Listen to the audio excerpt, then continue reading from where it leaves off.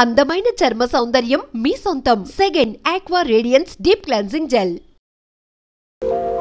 బియ్యానికి 300. అమ్మా, నీకు విషయం చెప్పాలంటే ఏడుపు వస్తుందమ్మా. ఏడవలసిన అవసరమే వచ్చిందిరా బాబ్జీ. ఇంట్లో నాన్న సంగీతంతో హింసిస్తున్నాడని చదువుకోవడానికి బీచ్కి వెళ్ళాను. అక్కడ వాచ్ పోయిందమ్మా. ఎల్లుండి నుంచి పరీక్షలు. కనీసం చేతికి సెకండ్ హ్యాండ్ వాచ్ అయినా ఉండాలిగా. ఓ 100 రూపాయలు బొమ్మా. ఈసారైనా తగలేసుకోకుండా వాచి కొనుక్కో. అలాగే. ఇదిగో 100. అయినా వాచి బారేసుకోవడం ఏమిట్రా పిచ్చి విధవ. ఇదిగో పార్వతి, ఇందాక వీధిలోంచి వస్తుంటేను కొందరు పెద్ద మనుషులు కనిపించి త్యాగరాజోత్సవాల దగ్గరికి వస్తున్నాయి కదా, నా వంతు ఓ 500 రూపాయలు విరాళంగా ఏమని భైరవ రాగంలో బావురమన్నారే. 500? నేను ఇలాగే అన్నాను. మీరు ఇస్తాను ఒప్పుకున్నారా? కుటుంబం బరువు బాధ్యతలు తెలిసిన వాడిని నేను ఎందుకు మాటిస్తానే. కావాలంటే 2 లేక 300 విరాళంగా ఇస్తాను. ఆ రోజు ఉచితంగా కచేరీ చేస్తానని మాటిచ్చాను. పైసా కూడా అడగం. మీ కచేరీ మాత్రం వద్దు బాబు అని దండం పెట్టుంటారు. అంతేనా? కమాచు రాగంలో కాళ్ళు చేతులు వెరకొడతాను. నా కచేరీ అంటే బొత్తిగా భక్తి శ్రద్ధలు లేవు. ఆఖరి మాటగా 200 రూపాయలు విరాళంగా ఇస్తాను అన్నానే. ఇవ్వకపోతే బాగుండదు, ఆ తర్వాత నీ ఇష్టం. త్యాగరాజ స్వామి నిన్ను ఆశీర్వదిస్తాడు. 3, 4, 5. అమ్మగారు పాలకు డబ్బులండి. అమ్మగారు పచారీ సామాన్ డబ్బులండి. అమ్మగారు జీతం అండి. అమ్మగారు పాలకు డబ్బులండి. అమ్మగారు పచారీ సామాన్ డబ్బులండి.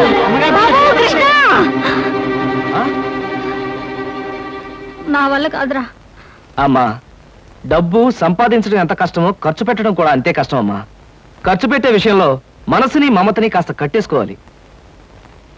రే బాబ్జీ, బాబ్జీ, ఏంటనయ్యా? నీకు 100 రూపాయలు ఎందురా? Watch beach. వాచి బీచ్ కొట్టానంటే దవడ వాచి బీచ్ లో గోచితో పరిగెడతావు రాస్కెల్. ఇదేంట్రా? అరే, ఇది ఎక్కడ దొరికిందన్నయ్యా? చమల్లాల్ కొట్లో నువ్వు తాకట్టు పెట్టిన చోట దొరికిందిరా. 75 రూపాయలు ఇచ్చి విడిపించి తీసుకొచ్చాను. ఆ 100 రూపాయలు ఇట్టించి వాచ్ తీసుకో. చూడు, ఎక్కువ భయం నటించక. మొహం మీద కొట్టానంటే భూపాల్ రాగంలో భారీ ఎత్తున ఎడుస్తావు. సినిమా హాల్లో తెరల మీద పువ్వులు చల్లడానికి, చిల్లర చల్లడానికి వాచీలు తాకట్టు పెట్టుకుంటారా? అడ్డగాడిదాని. వాడు అడ్డగాడిదైతే మరి నీ సంగతి విన్నానా? నా సంగతి వేర్రా. ఏమిటి, త్యాగరాజోత్సవాలు జరిగి నెల కూడా కాలేదు, మళ్ళీ త్యాగరాజోత్సవాలు ఎక్కడి నుంచి వచ్చానన్నా? అవి త్యాగరాజోత్సవాలు కాదురా, సంగీతం నీకు తెలీదు. అవి రాగరాజోత్సవాలు. మాయ రాగరాజోత్సవాలు. సరే, పేకాట ఆడడానికి ఇంట్లో అబద్ధం చెప్పి డబ్బు తీసుకోవడానికి సిగ్గుపడాలన్నా? అరే, నువ్వు చెప్పుడు మాటలను చెడిపోతున్నావురా. నేను పేకాట ఆడుతున్నాను ఎవరు చెప్పారా నీకు? ఎవరు చెప్పారా? ఎవరు చెప్పారు? చెప్తా, చెప్పు. పిచ్చివాడు. ఆ మూట ఏమిట్రా? ఈ మహానుభావుడు పేకాట్లో ఓడిపోయి బట్టలన్నీ తాకట్టు పెడితే విడిపించి తీసుకొచ్చాను. అవ్వా, ఓహో, అందుక ఇందాక పేపర్ అడ్డం పెట్టుకుని గదిలో పరిగెడుతున్నారు. ఏమండి? మొగుడు ఏమైనా అంటే కళ్ళు పోతాయే. ఇక నేను చెప్పాల్సింది ఏమీ లేదురా. ఇదిగో 200 రూపాయలు. 100 రూపాయలు ఇవ్వరా. పితృభక్తి లేదు. చూసావమ్మా, ఖర్చు పెట్టడంలో నీకు నాకు ఉన్న తేడా. నువ్వెంతో కష్టపడి తెచ్చి డబ్బు వెళ్ళిలా తగలేస్తారని నేను ఎలా అనుకుంటానురా. అన్నట్టు మర్చిపోయాను, ఇంటికెళ్ళావిడే అద్దె కోసం కబురు చేసింది. ఓహో, అదో సమస్య ఉంది కదూ. నేను వెళ్ళి తెలుసుకొస్తా. ఏమండి, టిఫిన్ రెడీ చేశాను, రండి తిందురు గాని. తినడం పడుకోవడం తప్ప ఏమీ చేత కాదు. రావయ్యారా, అద్దె డబ్బులు తీసుకొచ్చావా? ఆ పని మీద వచ్చానండి. కానీ టిఫిన్లు పెడుతూ ప్రొఫైల్లో నుంచున్న మిమ్మల్ని చూస్తుంటే అదేదో సినిమాలో రేఖలా అనిపించి అక్కడే నిలబడిపోయానండి. కొంచెం ఇటు తిరుగుతారా? అరే రే, కొద్దిగా అటు తిరుగుతారా? అయ్యో, నువ్వు మరీ చెబుతావయ్యా. నేను రేఖలా ఉండడం ఏమిటి? ఆ అమ్మాయి నాకన్నా కొంచెం సన్నం అనుకుంటాను. సన్నం కాబట్టే మీ అంత అందంగా కనిపించదండి. చూసారా, మీరు అలా నవ్వుతూ ఉంటే మీ బొగ్గ మీద సొట్టలు బాబీ సినిమాలో డింపుల్ కపాడేలా కనిపిస్తున్నారండి. ఆ పిల్ల నాకన్నా 1-2 సంవత్సరాలు చిన్నదనుకుంటాను. చిన్నది కాబట్టే మీ అంత మెచ్యూరిటీ ఆవిడలో లేదు. పొరపాటున మీరు పెళ్లి చేసుకున్న హౌస్ వైఫ్ గా సెటిల్ అయ్యారు గానీ మీరు గనక సినిమాలో చేరినట్లయితే ఆ శ్రీదేవి జయప్రద మీ ముందు ఎందుకు పనికొస్తారండి? అదేమిటయ్యా నుంచోనే మాట్లాడతావు?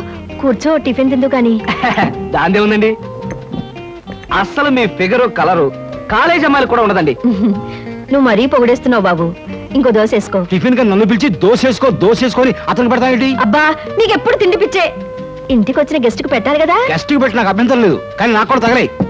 తినండి. బాబు, నీకు హార్లిక్స్ కావాలా, బోర్న్విటా కావాలా? ఉల్లాసానికి ఆనందానికి వాడండి హార్లిక్స్. అయితే అదే తీసుకొస్తాను. ఏమండి, 1 మినిట్. వెనక నుంచి మీ మూమెంట్స్ చూస్తూ ఉంటే ఆ మూమెంట్ ఎలా ఉంటుందో ముందు నాకు చెప్పు, నేను తర్వాత దానికి చెప్తాను. అదేమిటండి అలా విసుక్కుంటారు? ఆ అబ్బాయి ఏదో సరదాగా మాట్లాడుతుంటే. ఏమండి, ఆయన ఇప్పుడే ఇలా విసుకుంటున్నారు, ఇక నేను అద్దె డబ్బులు ఇవ్వలేనన్నా అనుకోండి, ఇంకెంత విసుకుంటారు? ఆయన విసుకోకుండా నేను చూసుకుంటానుగా. అది మీరు ఊరుకోండి. చూడు బాబు, అద్దె ఈ నెలలో ఇవ్వలేకపోయినా వచ్చే నెలలో ఇద్దు గాని. థ్యాంక్స్ అండి. టిఫిన్ తిను. ఏమయ్యా, నా తిండి తింటూ నాతో అబద్ధం చెప్పకూడదు. నిజం చెప్పు, మా ఆవిడ శ్రీదేవిలాగా జయప్రదలా ఉందే? మీరు అడిగారు కాబట్టి నిజం చెప్తున్నా అండి. మీరు మాత్రం ఈ పక్క నుంచి చూస్తే శత్రుఘ్న సిన్హా అలా ఉన్నారు. హైట్ విషయంలో కొంచెం తగ్గారు కాబట్టి రిషి కపూర్ గారి, పెరుగున్నట్టయితే అమితాబ్ బచ్చనే. అసలు మీ పర్సనాలిటీకి ఈవిడ ఎలా పెళ్లి చేసుకున్నారండి?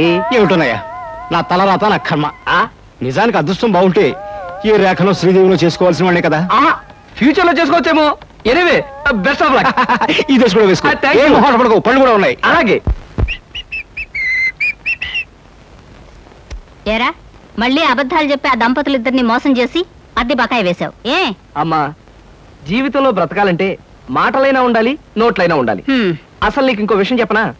బారసాల నాడు నాకు రామకృష్ణ అని పేరు పెట్టి రామాని పిలవడం మానేసి కృష్ణాని ఎందుకు పిలుస్తున్నావే? అందుకేనేమో అబద్ధాలు చెప్పడం జీవితానికి తప్పనిసరి అయిపోయింది.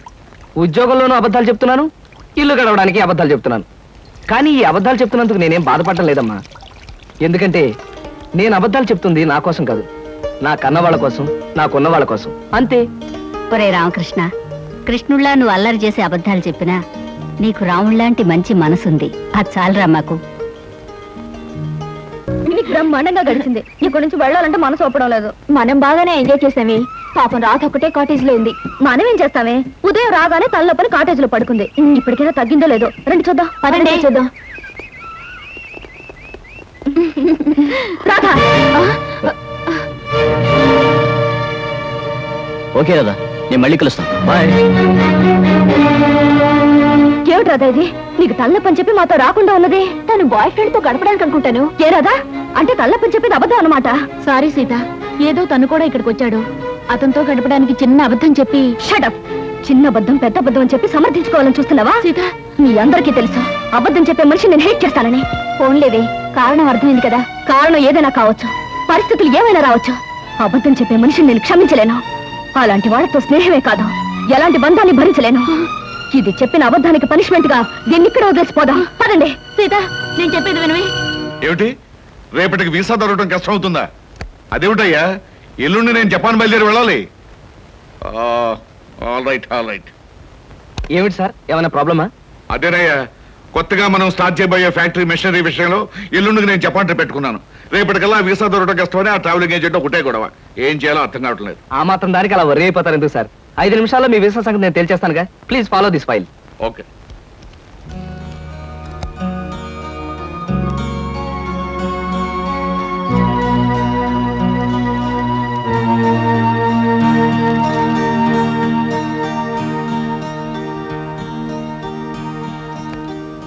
ఓకే సార్, పాస్పోర్ట్ వీసా గురించి మీరేం వరీ అవ్వక్కర్లేదు. Everything is arrange. My God, ఈ కాసేపట్లో ఈ సమస్యను ఎలా పరిష్కరించావయ్యా? ఏముంది సార్, టూరిజం మినిస్టర్ గారి మేనల్లుడు ఎప్పటి నుంచో మన కంపెనీ ఏజెన్సీ అడుగుతున్నాడు.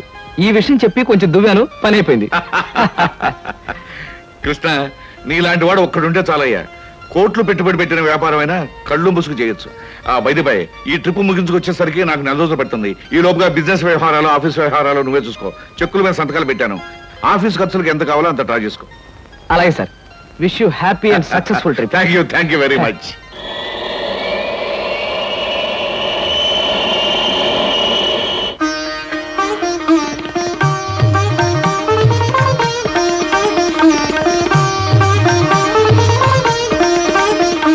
మా అమ్మాయి అరుణ బిఏ పాస్ అయింది. ఇంటి పని వంట పని అంతా చేత ఉంది. ఏది చేతనైనా ఏది చేత కాకపోయినా మా అబ్బాయి ఇష్టపడ్డమే ముఖ్యమండి. మా అబ్బాయికి నచ్చితే ఆ పిల్ల ఆడపిల్ల అయినా సరే, లేక ఆడ గాడిద పిల్ల అయినా సరే ఇచ్చి పెళ్లి చేసేస్తాను. అబ్బాయి ప్రశ్నలే. మీకు పాటలు ఏమైనా వచ్చా? వచ్చండి. డాన్స్ రాదండి. రసగుల్లా చేయడం వచ్చా? అవంటే నాకు మహా ఇష్టం అండి, అందుకనే అడుగుతున్నాడు. సరిగ్గా చేయటం రాదండి, నేర్చుకుంటాను. చూడండి పెళ్లికొడుకు గారు, మా స్నేహితురాల్ని మీరు ప్రశ్నలు అడిగారు, మరి దాని తరపున నేను మిమ్మల్ని కొన్ని ప్రశ్నలు అడగొచ్చా? మధ్యలో ఈ పిల్ల ఎవరు ప్రశ్నలు అడగడానికి? నేనెవరైతే ఏమిటండి, మీ అబ్బాయి ప్రశ్నలు అడగడంలో తప్పు లేనప్పుడు అమ్మాయి తరపున నేను అడగడంలో తప్పేమిటి? అడగనే నాన్న, నాకేమన్నా భయమా? అవునవును, మనకేం భయం, అడుగు. మా అరుణకి పాట డాన్స్ వచ్చా అని అడిగారు, మరి పెళ్ళయ్యాక ఆమె చేత మ్యూజికల్ నైట్స్, డాన్స్ ప్రోగ్రామ్స్ అలాంటివి ఏమైనా పెట్టిస్తారా?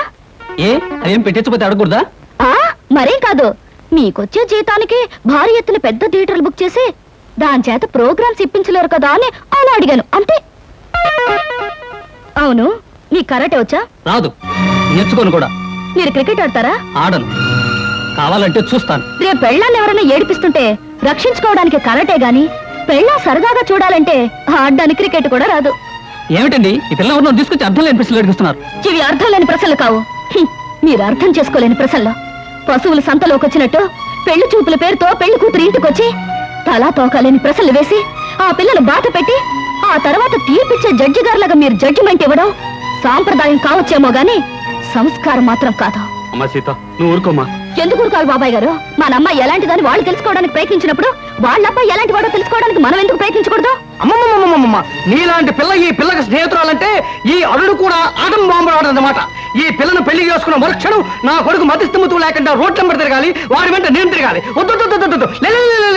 చూడండి పెద్దవారు, మీకు ప్రత్యేకంగా చెప్పక్కర్లేదనుకుంటాను. ఆడదంటే అమ్మకానుకున్న ఆట వస్తువు అనుకోకండి. వచ్చి చూసి పరీక్షించి పరిశీలించి మీ ఇష్టాయిష్టాలు చెబితే తలదించుకోవడానికి ఈ కాలపు ఏ ఆడపిల్ల సిద్ధంగా ఉండదని గుర్తుంచుకోండి. నువ్వెన్నైనా చెప్పు సీత, పెళ్లి చూపులకు వచ్చిన అబ్బాయిని అలా ప్రశ్నలు వేయటం పొరపాటు అనిపిస్తోంది. తన లైఫ్ పార్ట్నర్ గురించి మగాడు ప్రశ్నలు వేసినప్పుడు ఆడది మాత్రం ప్రశ్నలు ఎందుకు వేయకూడదు? ఆడపిల్లల వైపు నుంచి ప్రశ్నలు వేయడం మొదలు పెడితే అబ్బాయిలు పారిపోతారే పెళ్లి చేసుకోకుండాను. సరే, పెళ్ళన్నది ఆడదానికి ఎంత అవసరమో మగవాడికి అంత అవసరమే.